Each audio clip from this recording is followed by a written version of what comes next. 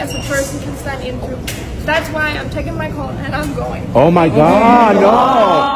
What happened? Mexico. Yeah. Yes, yes, we're here. Yes. As a country, you have all my respect. I truly love Thailand. I respect all of you. I think that you're amazing people. But what just your director did is not respectful. He called me dumb because he had problems with the organization. And I think that's not fair because I'm here and I do everything okay. I don't mess with anyone. I just try to be kind. I'm trying to keep my best. And he just shot me and he just said to me and shut up and a lot of different things. And I think that the world needs to see this because we are empowered women and this is a platform for our voice. And no one can shut our voice and no one will do that to me. And I don't have a problem with any one of you. I deeply, you have my respect and I love your country. But the way that he treats me without any reason just because he has problems, that is not okay. And I hope that everyone at home, every woman, doesn't matter if you have a big dream, if you have a crown, if that's take away your dignity, you need to go. Thank you. So some walk out of the sashing ceremony. So as some scene, we saw Miss Mexico leaving crying. Some people are staying. Crying, left, crying. With Iraq, Miss Iraq. Iraq went with her. Miss Iraq. And the girls, some of the girls walked out. Yes. Maria.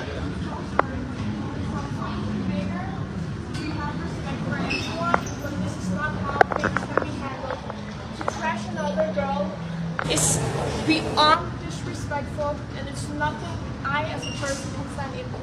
That's why I'm taking my call and I'm going. Oh my God! What happened? What? Just give me a second, please. Yeah, no worries. Yeah.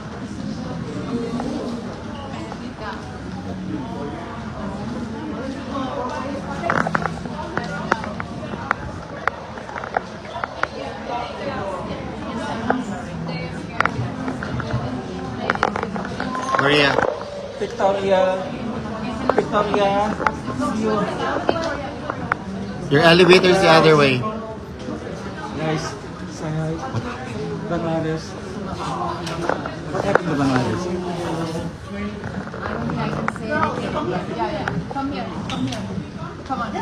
So most of the guests walked out.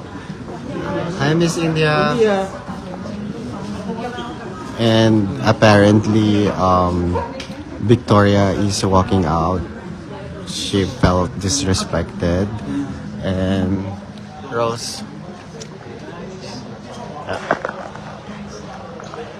Big smile. India. Beautiful friend.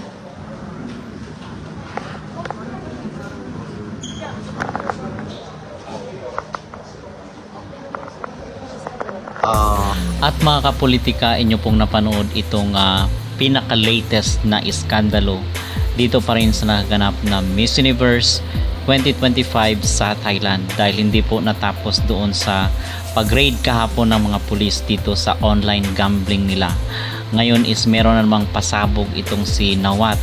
So marami ang mga nag-i-speculate, marami ang mga agam-agam, marami ang mga suspicion dito sa mga naganap na ginugulo lang daw ni Nawat itong Miss Universe dahil ang pinaka-latest mga kapolitika ay nasabihan daw ni Nawat itong Mexico ng DUMB. So yun daw po at ngayon ay kinampihan ng ibang mga Latinas itong si Mexico at yung pinaka-latest yung nalaman natin, hindi ko lang alam kung merong mga sumabay sa kanya, is nag-walk out itong si Mexico at si Venezuela. At the same time itong si Victoria Caer na Miss Universe ng 2024.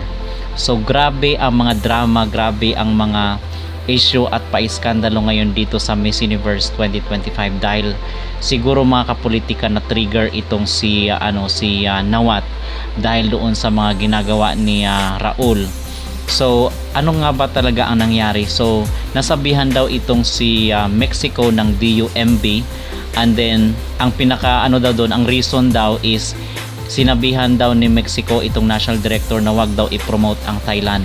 So dahil doon sa sinabi ni Nawat na yung mafia daw is nasa Mexico, so kung kaya nasabi rin yun siguro ni Miss Universe Mexico dito, at the fact na isa ring Mexican yung si Raul. So meron na ngayong awayan mga kapolitika, hindi lang yung CEO na isang Mexican kundi itong si Nawat at the same time yung manok ng bansa ng Mexico. So kung kaya mainit ang dugo ni Nawat ngayon dito sa kanilang pambato. Pero to be fair naman is dapat hindi yun ginawa ni Nawat kasi inosente naman siya. Pero meron rin kasing sinabi itong si Miss Universe Mexico na huwag daw i-promote itong Thailand. Hindi ko lang alam kung gaano katotoo kasi in-inspect daw ni Nawat yung kanilang page. So wala daw doon yung promotion sa Thailand. Kung kaya na-trigger talaga itong sinawat dahil tayo ay sinubaybayan natin itong may-ari ng Miss Grand International at kilala natin siya mga kapolitika, kasi pag yung bansa na kung saan is inaway siya ay hindi lang yung halimbawa sa national director lang siya may issue, so madadamay rin pati yung representative. So ganito rin yung weakness ni Nawat, na may personal siya, in other words. So hindi tayo pabor dito sa pag niya na pinersonal niya yung candidate, kahit pa siguro sabihin natin na sinabi niya na wag i-promote itong Thailand doon sa page nila, pero parang masakit rin yun sa part in front of the other representatives mga kapolitika. So hindi natin gusto na magkaroon ng emotional damage rin doon sa part ni Mexico. So dapat is nagpaka-professional na lang din itong sinawat. Kung may issue sa doon sa CEO na isang Mexican and then doon sa national director ng Mexico, so dapat sila lang, wag nang idamay yung kanilang representative or kanilang manok, kasi kawawa naman at ngayon ay nagpapatuloy yung mga drama dito sa Miss Universe. So hindi natin alam kung ano yung maging resback rin ng Latin community dito sa ginawa ni Mr. Nawat. At yun po ang ating aabangan sa mga susunod na kabanata.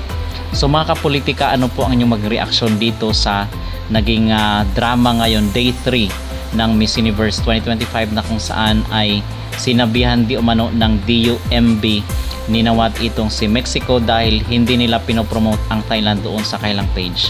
Mag-comment down below at huwag kalimutang mag-like at mag-subscribe na rin kayo para updated kayo sa ating mga latest issue.